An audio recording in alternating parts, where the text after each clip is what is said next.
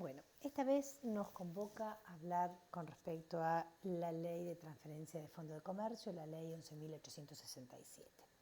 Esta ley a que nos vamos a referir se estructuró sobre la base de la ley francesa y fue publicada en el Boletín Oficial en el año 1934.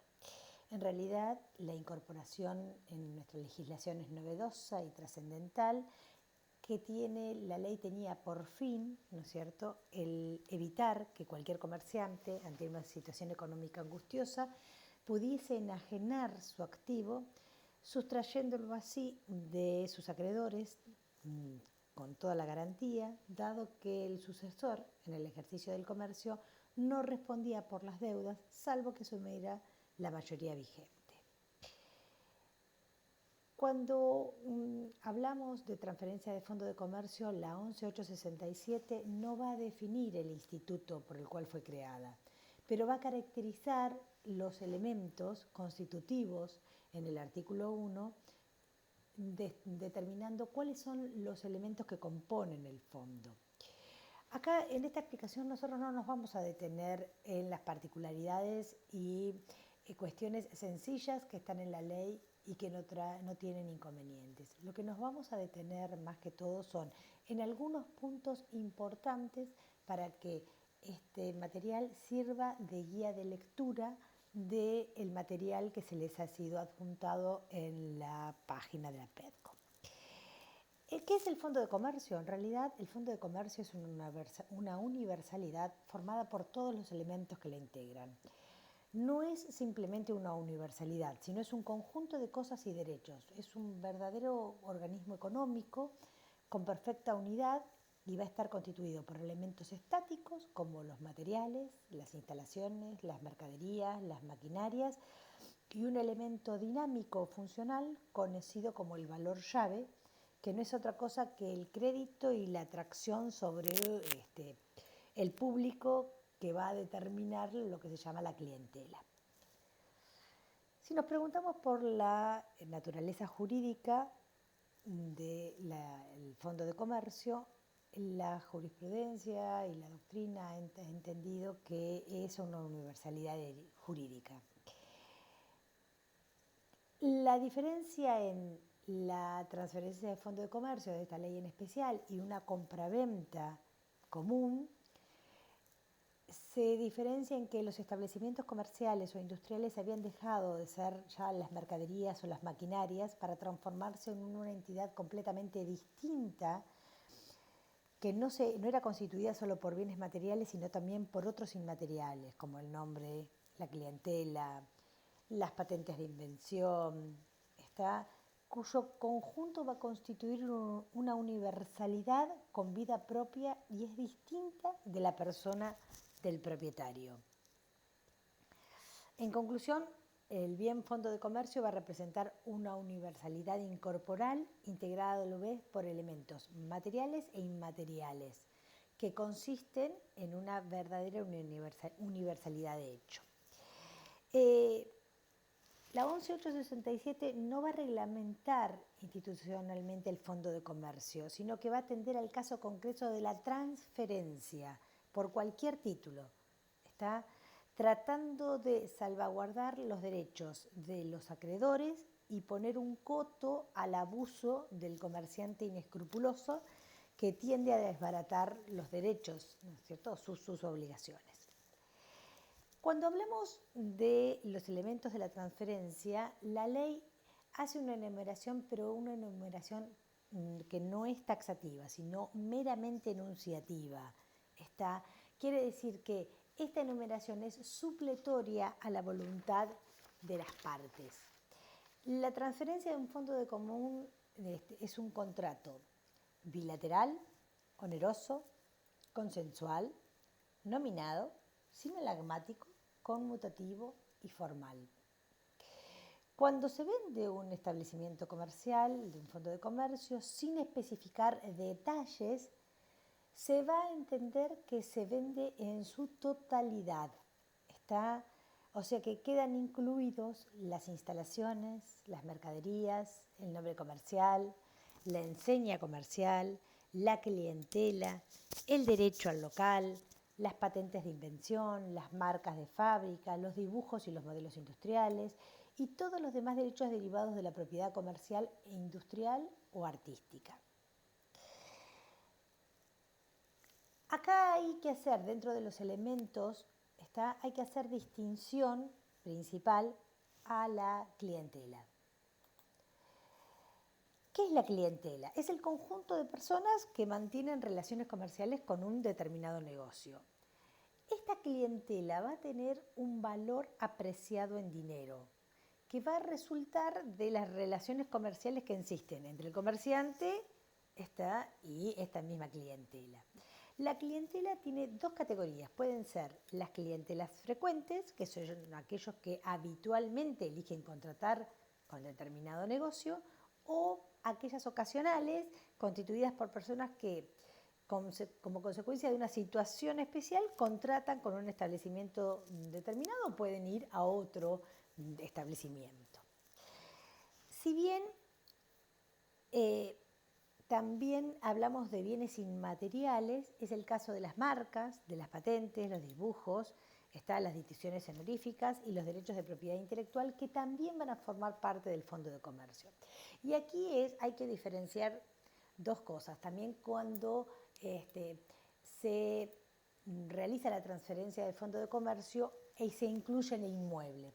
Cuando encontramos estos institutos, vamos a ver que cuando realizamos la transferencia de Fondo de Comercio, obviamente que tendremos que cumplir con la ley de transferencia de Fondo de Comercio, pero también deberemos cumplir con las transferencias especiales de las leyes especiales, es decir, las patentes, las marcas o incluso cuando transferimos un inmueble deberán hacer la escritura traslativa de dominio. Esto hay que tener en cuenta hay que tenerlo muy claro.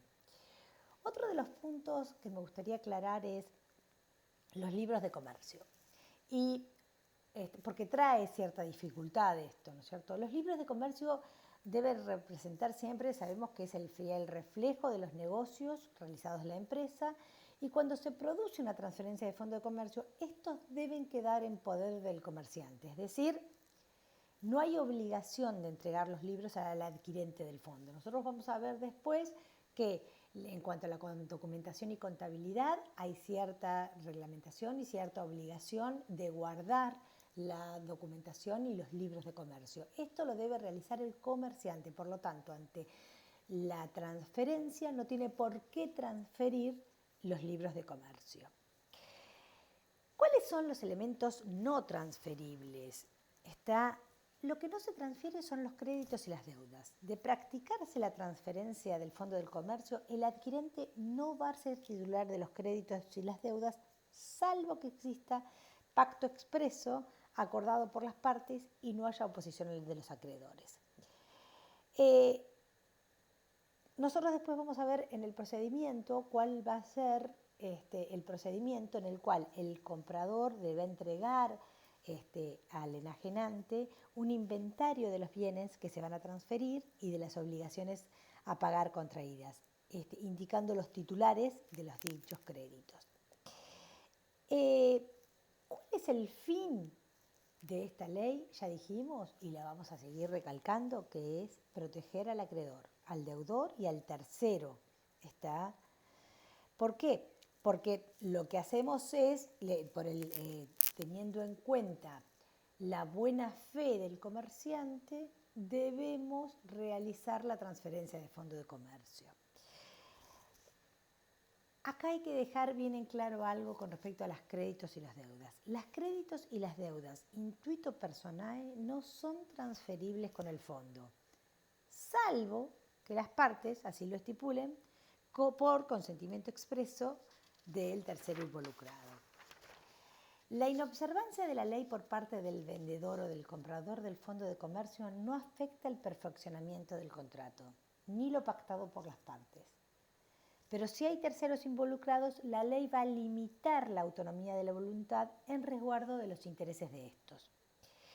En este caso, hay que tener en cuenta que la responsabilidad frente a terceros que asume el comprador ya que al comprar dicho fondo de comercio sin seguir el procedimiento establecido en la 11867, va a quedar obligado a cancelar las deudas anteriores a la adquisición, ignore o no su existencia.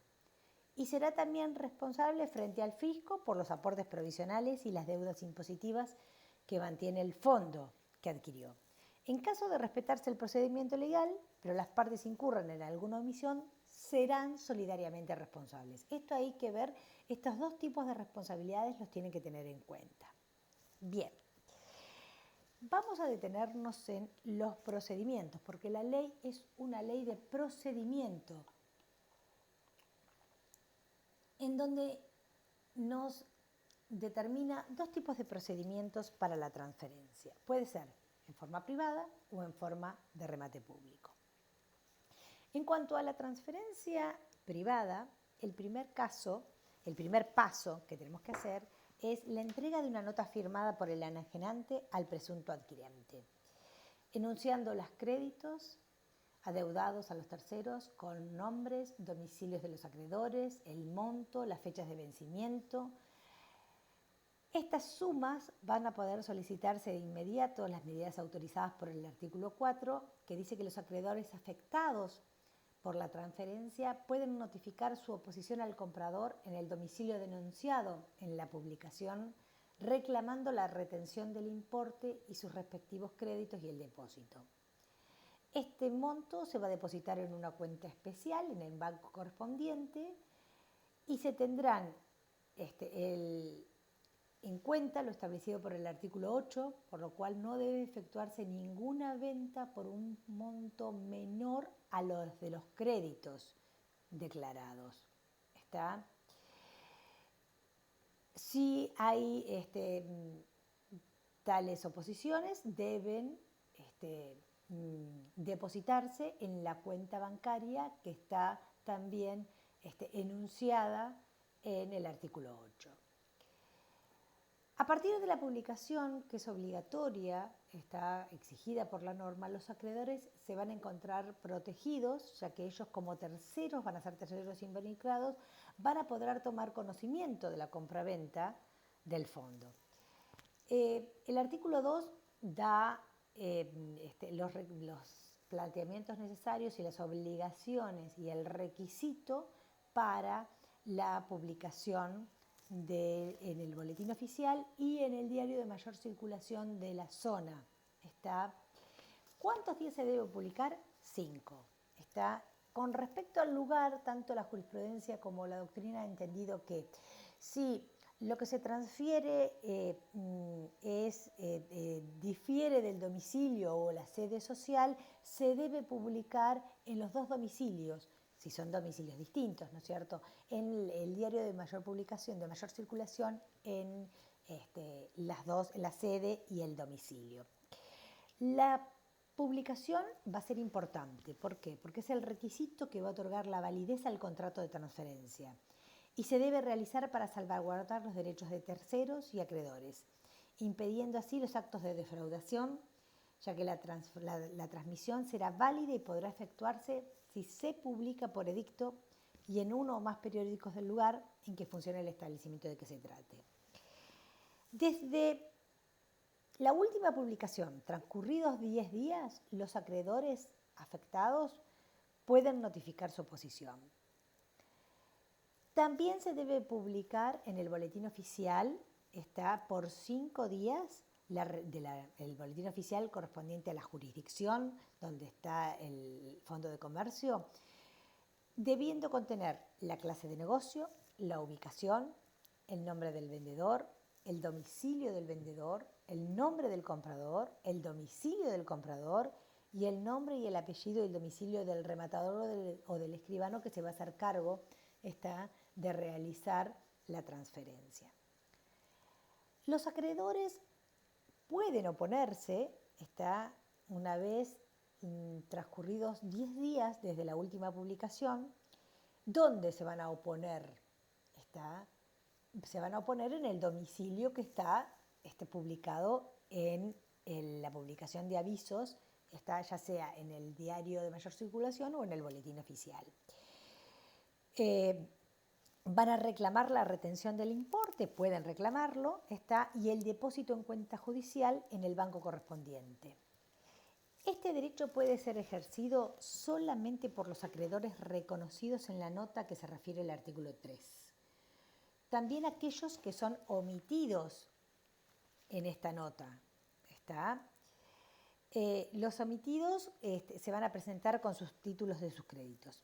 Pasados el término de 20 días desde el tiempo que estableció el artículo 5, sin efectuarse embargo judicial, las sumas depositadas pueden ser retiradas por el depositante. Acordémonos que siempre son días corridos. El derecho a la oposición es facultativo y su no exteriorización no implica la pérdida de dicho derecho. Puede accionar contra el vendedor según la normativa plasmada en el derecho común y de conformidad a la naturaleza jurídica de su crédito. De qué se trate. Si el crédito es cuestionable, el juez puede autorizar al vendedor a recibir el precio del comprador ofreciendo caución suficiente para responder por estos créditos que son supuestamente cuestionados. Cumplido el plazo del artículo 4, o sea, 10 días contados desde la última publicación y no mediando oposición, entonces se va a dar cumplimiento del artículo 5 y se va a otorgar el instrumento de venta que deberá inscribirse dentro de los 10 días en el registro público del domicilio donde funciona el Fondo de Comercio. Si se cumple con el plazo de 10 días para la inscripción del acto, tendrá el efecto retroactivo al día en que fuera instrumentado el documento de la transferencia frente a terceros y en caso de no respetarse el término mencionado, o sea, los 10 días, solo será ponible frente a terceros a partir de la respectiva inscripción. El artículo 11 va a ser solidariamente responsables al comprador, al vendedor, al martillero y al escribano por las omisiones, las transgresiones o incumplimientos a la normativa por el importe de los créditos que resulten impagos como consecuencia de aquellas y hasta el monto del precio de lo vencido. Recordemos que solo puede hacer uso del derecho de oposición exclusivamente los titulares de los créditos provenientes de elementos atribuibles al negocio. No gozan de dicho derecho los acreedores particulares, ni los socios de la sociedad transmitente, ni aquellos que no pueden reputarse vinculados al Fondo de Comercio. Con respecto al documento de transmisión, el artículo 4 establece que solo podrá firmarse después de transcurridos 10 días corridos desde la última publicación, que es el plazo en que los acreedores afectados pueden hacer uso del derecho de la oposición y pueden reclamar la retención del importe. ¿Cuál es el objetivo de la retención y el depósito? Es defender los créditos de los acreedores, a fin de que estos van a poder trabar el embargo correspondiente. ¿Está? Bien. ¿Qué pasa cuando un acreedor no haya realizado en término el embargo en cuestión? Tal inacción no va a hacer caducar su derecho al cobro, pero deberá entonces recurrir a las normas de derecho común y no a la 11.867. Es decir, nos da la posibilidad de trabar embargo y hacernos con el efectivo, el crédito en sí, la liquidación del crédito, o si no deberemos realizar los mecanismos que nos establece la ley de fondo. Por último, el documento de venta, el artículo 7, determina que transcurrido el plazo que señala el artículo 4, sin mediar oposición o si hay oposición, se cumple con las disposiciones del artículo 5, se va a poder otorgar válidamente el documento de venta, que debe extenderse por escrito e inscribirse, ya dijimos, dentro de 10 días en el registro. Esto es la transferencia privada. También la ley establece el procedimiento de la transferencia por remate y lo establece en el artículo 10. Y allí dice que es obligación del martillero quien debe levantar previamente un inventario y anunciar en el remate en forma establecida por el artículo 2, o sea, al publicar los avisos durante los 5 días en el boletín oficial que debe contener el aviso, la clase de negocio, la ubicación del negocio, el nombre del comprador, el domicilio del vendedor, el domicilio donde deben presentarse las oposiciones, está también el nombre, el apellido y el domicilio del rematador, y el nombre, el apellido y el domicilio del escribano si lo hubiere. En caso de que el producto del remate no alcance a cubrir la suma denunciada, el rematador se encuentra obligado a depositar en el banco destinado a recibir los depósitos judiciales el total de lo producido, previa deducción de la comisión y de los gastos, que en este caso no pueden superar el 15% del producto. ¿Está? El artículo 10 va a instituye que en el supuesto de enajenación en remate público, el rematador debe levantar previamente un inventario de los bienes a rematarse. Y acá hay que tener en cuenta esto. Esto es diferente respecto de las ventas privadas. En las ventas privadas alcanza a todos los elementos involucrados, como consecuencia de ese principio de universalidad jurídica, salvo pacto en contrario. Mientras que en el caso de los remates públicos, cabe interpretar que el adquirente solo compra los bienes específicamente señalados en el inventario en cuestión. Luego, los demás recaudos a cumplir son similares a la explicación en cuanto a la materia de la transferencia privada y también deberá publicarse según el artículo 2 de la ley. Luego de realizar la venta, lo que se tiene que hacer es los pasos para la inscripción. Se deberá presentar ante el registro público el contrato de transferencia, el documento que podrá realizarse, ya sea por instrumento público o instrumento privado, ya siempre por escrito, con los sellados correspondientes y solicitar la inscripción indicando la documentación que se adjunta. Nosotros sabíamos que teníamos 10 días, dice la ley, desde el acto de remate para la inscripción ante el registro público. ¿Qué pasa cuando la inscripción es tardía? Será oponible a terceros a partir de la fecha de inscripción, pero para las partes es desde el momento en que se constituyó el acto. ¿Qué pasa si no se inscribe? La falta de inscripción hace inoponible el acto frente a terceros que contratan de buena fe con el vendedor después de firmado el documento de la transferencia y antes de la inscripción.